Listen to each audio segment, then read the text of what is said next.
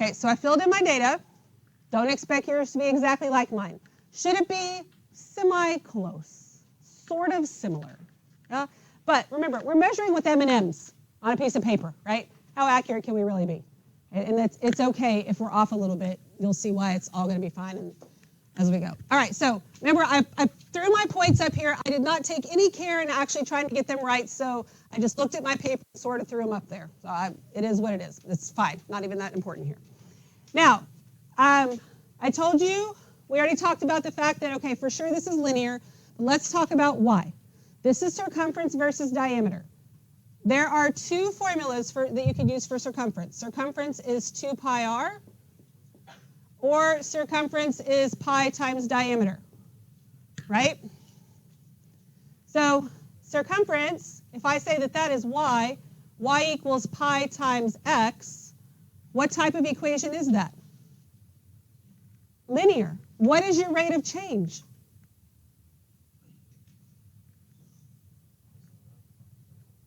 Pi. Your rate of change is pi. Pi is about 3.14159, blah, blah, blah, right? Look at that number compared to the rate of change. Is your rate of change somewhere close to pi? In the same neighborhood? Could they be cousins even if they're not brothers? Yeah? Okay. I mean, it shouldn't have 10, and it shouldn't be like a negative number or something, right? Again, I know we're measuring with M&Ms, but you see how that works? Now, if I'm really doing this with this equation, what is my y-intercept?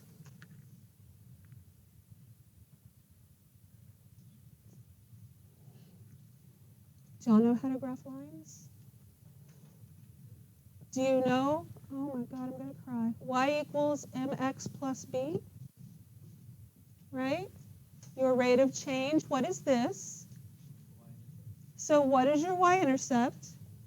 0, thank you. When things are 0, y'all don't know how to answer them. If I had plus 3, y'all all have been like 3, but when it's 0, you're like crickets. I don't understand it. Okay, so my y-intercept in real life circumference theoretically would be 0, but look, I have a y-intercept here because this is experimental data and it is what it is. Okay, we good on that? Okay, so we know it's linear because we know how diameter is related to circumference. Okay, so when we look at this one, this is area. My area formula is pi r squared. Well, that's an r, not diameter, but diameter is 2 times the radius. So the radius is the diameter over 2. So if I have area equals pi times diameter over 2 squared, what kind of function is that? It's quadratic, right? I could write that as y equals, and if I square this, that's d squared over 4, right? So that'd be pi fourths times d squared. This is a quadratic function with a vertical dilation. You agree with that? And not only that, but, oh, wrong paper, where are my answers? Not only that, but pi fourths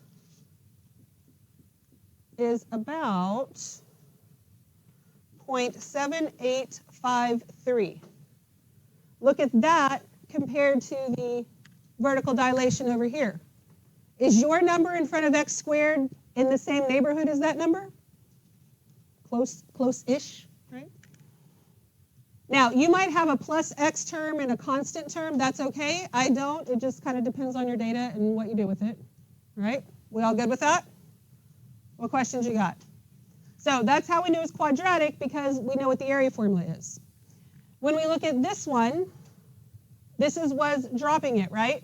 So if we think about what's happening, if I just drop one M&M, what's the probability that it lands M up?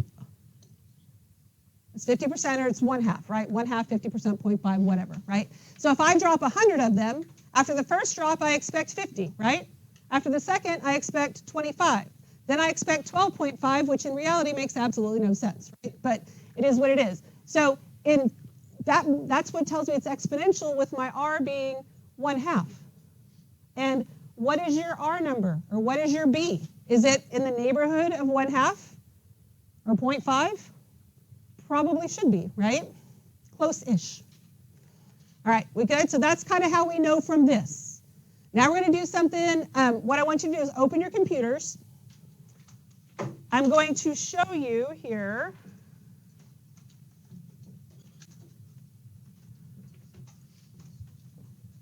This is what my 3 graphs look like, okay? In these spreadsheets, I have entered data over here, up at the top. I'm not going to scroll. It's hard to scroll and get it where I want. But then I have your group numbers here. I'm going to give you a link and send you to a spreadsheet for you to type in your data. And don't mess up my spreadsheet, because I had to make it where you could edit it. But you'll be able to watch sort of live, because here's what I didn't think of. I kind of have to leave the links up for a while, and you can't see this, but you can see this graph in the sheet that you're going to be typing in, and you can watch it change and watch your data get added to mine. And then what I wanted to do was kind of everybody watch at the same time. In order to do that, I should have written them on the board, which I didn't do, so here it is, whatever. So at your tables, now again, let's all pay attention to what table number we are. Are we listening?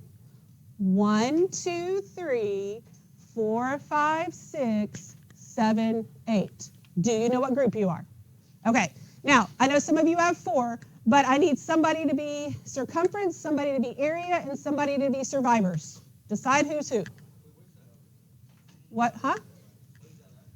I'm about to tell you once you know what group you're in and you know if you are circumference, area, or survivors. Do you know what you are and what number you are? Okay. So then here are your tiny URLs. Circumference, area, survivors. Make sure you type it in where your group is. And if you have to leave off the 6, that's totally fine. Just type it in there. X value on the left, Y value on the right if you can't see the top of it.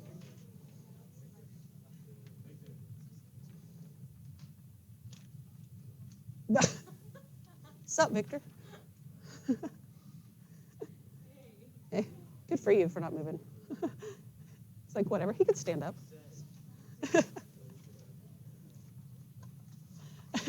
was rude. Be shorter, Victor. I know, I wasn't sure at first either, but I think he was telling you like to get out of the way. I'm like, no, you can move.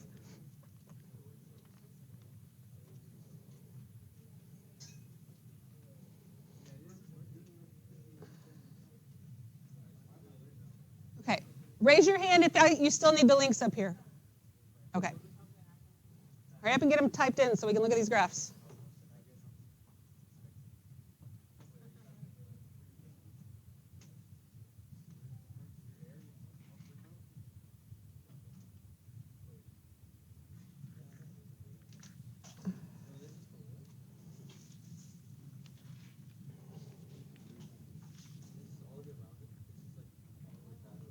All right, can I take this off now?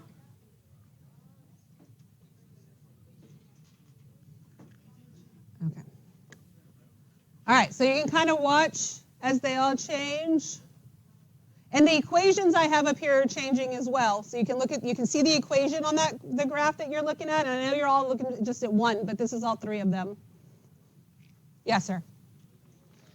Oh, good Lord.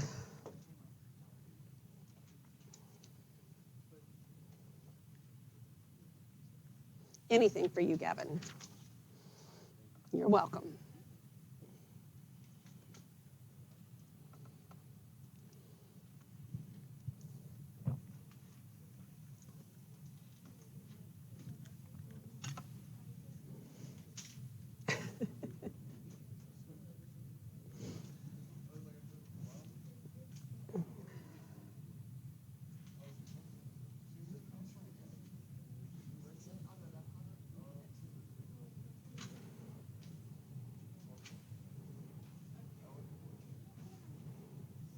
When you're done typing in your data and you're done looking at that graph, then close your tablets for me so that I know that everybody's done with this so we can talk about it and move on to the next thing that we're doing. Yes, ma'am. Oh, yeah, that's fine. Yeah, somebody else had issue with that too, and I don't know why. I don't know.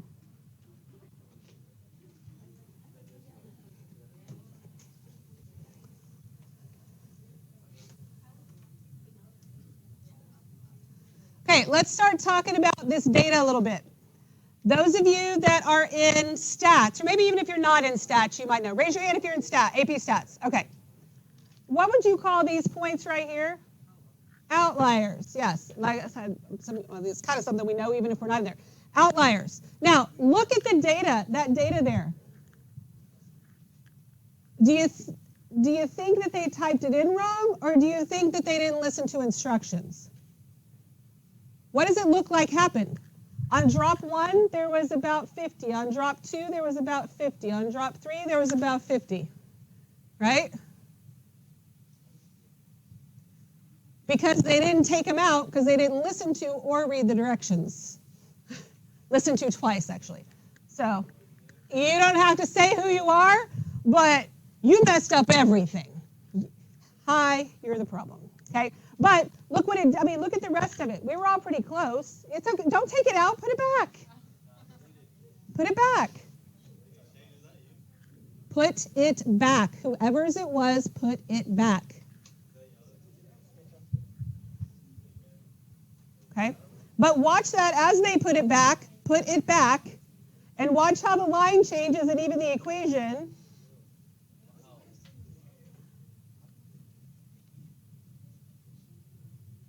Okay. Now, some of these right here, these are kind of far off, but that's just by natural, just what happens, right? We expect an exact 50, but that's not what actually always happens. In here, we got some outliers here too. Okay? Is that the same group? I'm just wondering. But that could have been the way they measured certain things, right? Just and however they did it, they probably didn't put the M&Ms on the circle. They probably put them inside the circle or something like that. And then these two outliers, this is probably just by the nature of doing experimental stuff, okay? We all good so far? All right, so now I want you to put your computers away, grab your calculators. If you're sitting with your back to the board, you might want to move because you don't need to be in that position anymore and it'll be easier for you. I'm going to lead you through something on your calculator, and I'm going to give you this paper probably tomorrow.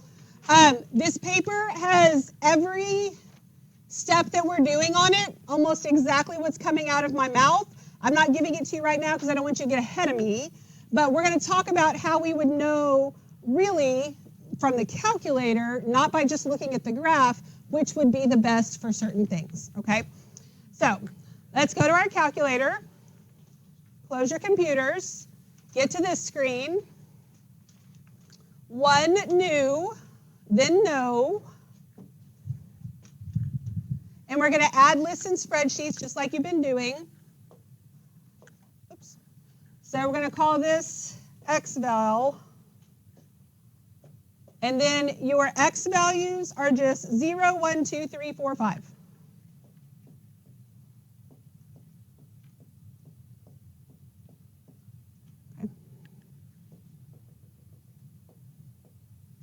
Then your y values. Okay. Now, again, I was going to project them up there, but I can't project them and type them in at the same time. So is everybody ready for the y values? I'll go slow, but all right, it's 2, 5, 6, 11, 16. Okay, so far we have 2, 5, 6, 11, 16, and 24. Okay, everybody good with that? We got them all? Okay, we're going to hit enter. Now, we are not going to go do the regression like we have before. When we were doing that, we knew exactly what we wanted. It gave us the regression equation, and we went with it, right? And it's sorted in F1, all that good kind of stuff. Here, we're not sure. We want to look at our scatter plot, so basically like you plotted on the back of your paper.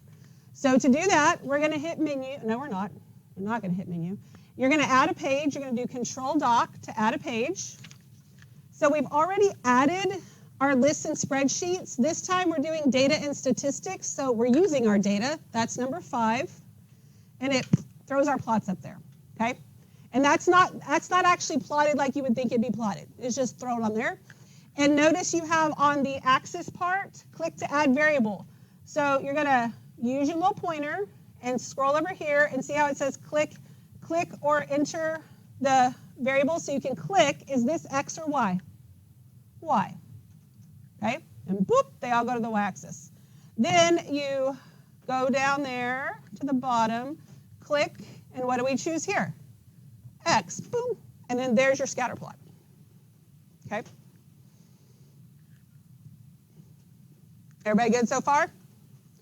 Okay, so we're going to use our calculator to help us decide if it's linear, quadratic, or exponential. And so again, I'm not going to go write them all the time. What I wanted to do, I just wanted to show it to me. So while I have my scatter plot here, I'm going to hit menu. And what we're doing is we're analyzing, so that's 4. We're analyzing the regression, so that's 6. And notice it's not calculating it for me, it's just showing it to me. So I want it to show me the linear, so we do number 2. And it shows it to me, and it actually gives me the equation. Okay? So linear. That actually looks pretty good for linear. Would you agree with that? Okay, now, do y'all remember talking about residuals? Yes? Actual minus predicted, right? And so your residuals are basically how far these points are from that line. We want to look at our residuals. We want it to plot our residuals for us. So still in this screen, we're going to hit menu. We're going to hit 4 for analyze. Now, what I should have showed you a second ago, and I forgot this period too, when we chose regression a second ago, 7 for residuals was grayed out because I didn't have a regression yet.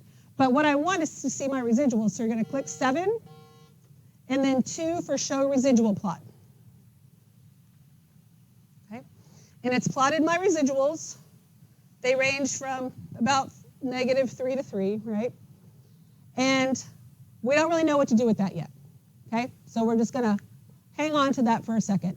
And then we're going to go look at quadratic. Okay, so here's a side note, because there are different ways to get to these things in this calculator and different ways to do it. And as long as you can do it correctly, I don't really care if you do it differently, but I was going to show this to you differently, and I was going to, because what we could do here is on the same screen, we could look at the quadratic and we could look at the exponential, and you click on the different lines and it gives you the different residuals. The problem is it can mess with the scale on the residuals so bad that it's hard to go back and look at a different one.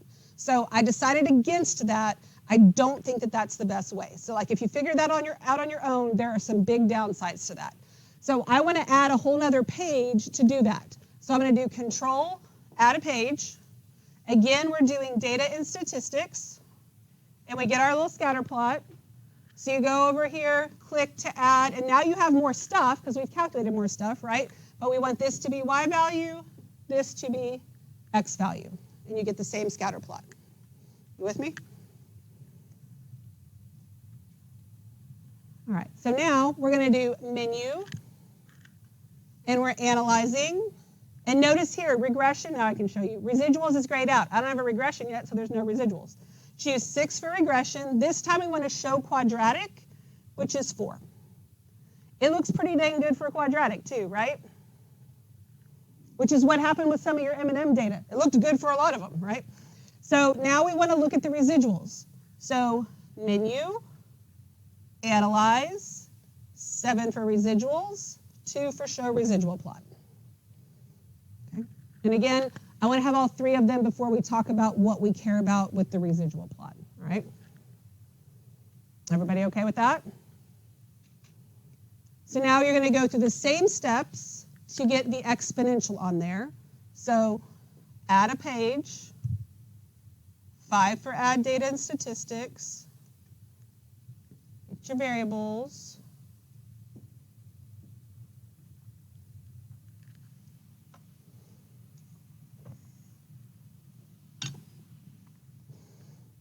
and this time we want, when we go to regression, we want to show exponential, which is 8. And that one looks pretty darn good too. So deciding on which one is best may not be real obvious from the data, may not be real obvious from the graph, but it is going to be more obvious from our residuals. So we need to show residuals again, menu, 4, 7, 2.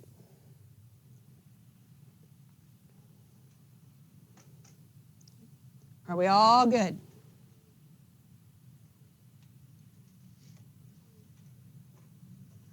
Okay, so we've added 3 pages that have graphs that look kind of like this.